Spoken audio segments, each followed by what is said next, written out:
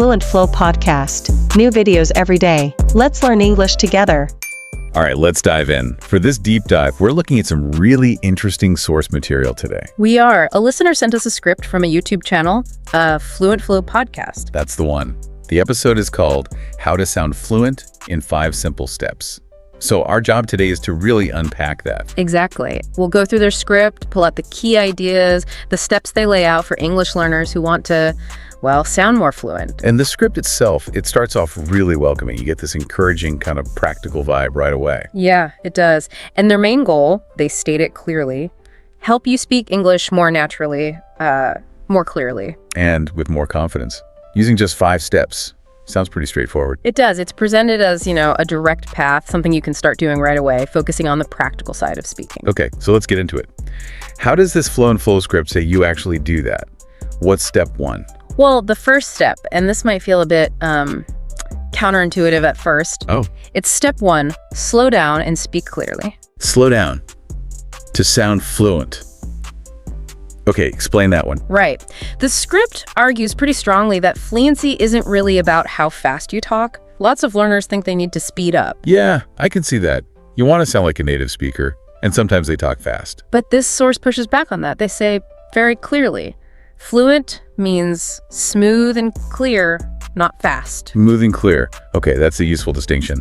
I like that reframing. It really is. And they have this great example in the script. They contrast that kind of rushed, jumbled speech, like, I want to go to the store, I don't know. Oh yeah, totally unintelligible sometimes. Exactly, compared to a clearer, maybe slightly slower version, I want to go to the store. But I don't know. You can instantly tell the difference. Way easier to understand. So clarity over speed. Precisely. And the script points out why this works, which is interesting. 2 main reasons. Okay. First, the obvious one. It helps the person listening understand you better. Sorry, could you say that again? Right, less frustration for everyone. But second, and maybe more importantly for the learner, it helps you. When you slow down intentionally, you gain more control over your pronunciation, your word choice, even your breathing. So it helps you feel less flustered, maybe. Exactly. And that control, according to the source, directly boosts your confidence. It's like a positive cycle. Slow down, speak clearly, feel more confident, which makes you speak even better. I like that. And did they give any, specific practice tips for this? They did. A simple phrase to repeat, kind of like a mantra. I speak slowly. I speak clearly. I sound fluent. Embedding the idea. Okay. Makes sense. So slow down, be clear. What's next? Well, once you've got that clearer, more deliberate pace, the script moves on to how words actually connect in natural speech. Okay. Step 2, use chunking. Group words together. Chunking, like breaking things into pieces. Sort of, yeah. The idea here from the source is that native speakers don't usually say each word separately. Right, not like a text-to-speech voice from the 90s. Exactly. Yeah. Instead, we naturally group words into meaningful phrases or, chunks. Gotcha. Can you give the example they used? Sure. They contrasted saying, I'm going to the store later, very robotic, with the natural chunking, I'm going to the store later. Yeah, I'm going to the store later. It flows completely different, though. Huge difference, right? It changes the whole rhythm. So chunking creates rhythm. That's the key point the source makes. Chunking gives your speech rhythm, and that rhythm is a big part of what makes speech sound fluent. Not just saying the words right, but connecting them musically almost. Did they list other examples for practice in the script? Yep, a few common ones like, what are you doing tomorrow? What are you doing tomorrow? Right, and do you want to come with me? Do you want to come with me? And let me know when you're free. Let me know when you're free. Yeah. Yeah, you can really feel how those words link together when you say them. Exactly. Practicing those helps you internalize those common groupings. Okay, so speak clearly, group words for rhythm. Where does the script take us next for getting that, authentic sound? This brings us to a step the source really emphasizes. They actually call it one of the best ways to improve. Ooh, okay. What is it? Step 3, copy native speakers.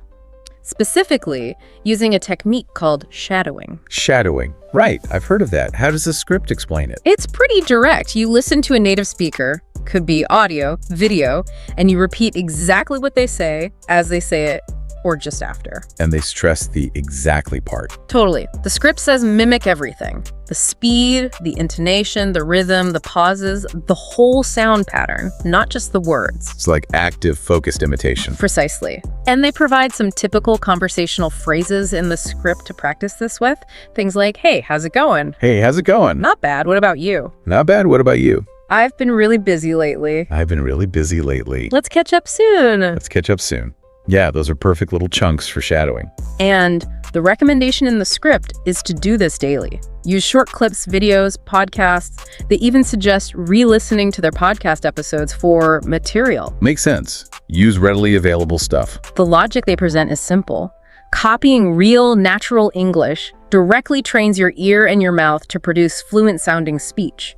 You're learning the patterns by doing them. It connects back to that rhythm and chunking from step 2, but makes it even more specific by copying actual voices. Exactly. You're not just grouping words theoretically. You're copying how someone else actually does it. Right. Okay, that's a powerful technique. So clarity, rhythm, imitation.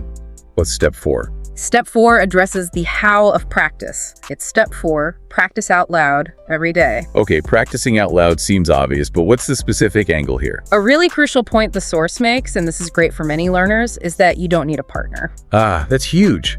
So many people think, I can't practice speaking? I have no one to talk to. Right. But this script says, nope, practicing alone is effective. They suggest things like, just talk to yourself about your day. Narrate what you're doing. It's like, okay, now I'm making coffee. Exactly. Or read something out loud, an article, a book, anything. And another suggestion, which can be a bit confronting but really useful. Let me guess. Record yourself. You got it. Record your voice and listen back. Oof. Yeah, nobody likes hearing their own voice, but it's incredibly revealing for pronunciation and fluency issues. It really is. And the script gives a simple example sentence structure for talking about your day. Today, I woke up early. I made coffee. I listened to Fluent podcast. Just saying things like that out loud repeatedly. Just something specific, according to them. Yes, they claim it builds muscle memory in your mouth. Muscle memory, like for playing guitar or typing. Exactly like that. The source frames fluency not just as knowing words and grammar, but as a physical skill.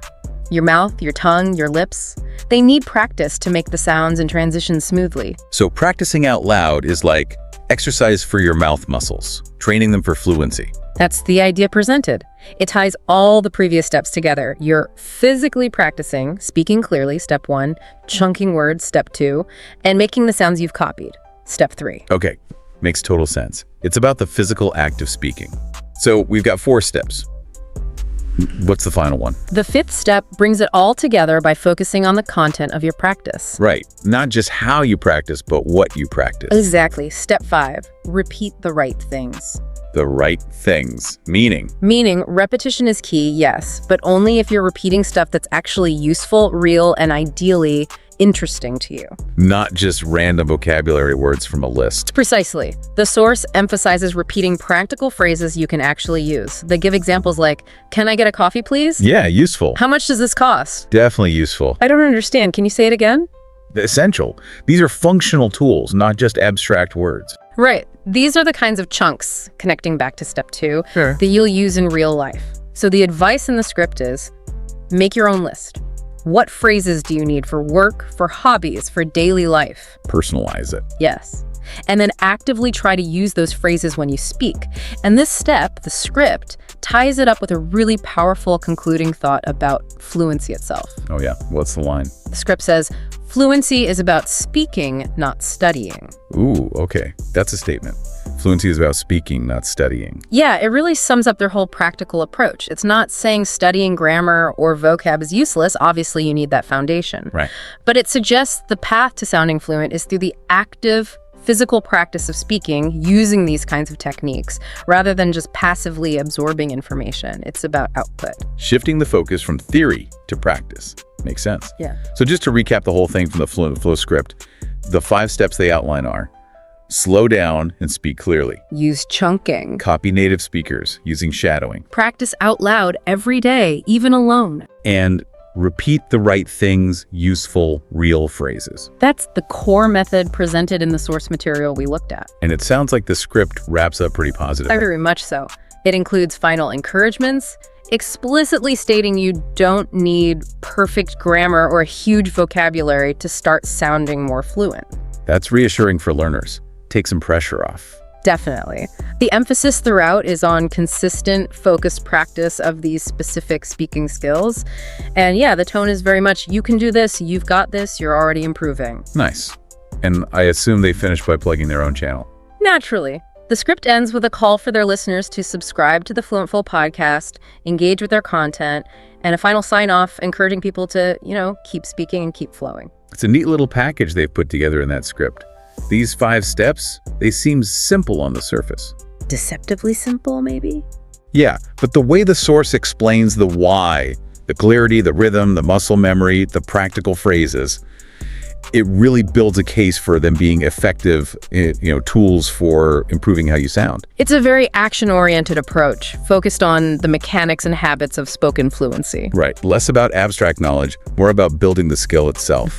So thinking about this for you listening right now, considering these 5 steps we've just unpacked from that Fluent Flow script, slowing down, chunking, shadowing, practicing out loud, and repeating useful phrases, which one of those feels like it might be the most practical or maybe the most needed addition to your own English practice routine right now? And maybe think about why that particular one resonates. Yeah, that's a good question to mull over. Which one could you realistically start integrating today or tomorrow? Definitely something to think about. Well, that wraps up our deep dive into this script from the Fluent Flow podcast. Thanks for tuning in. Yes, thank you for joining us. Keep exploring, keep learning, and definitely keep speaking. Goodbye for now.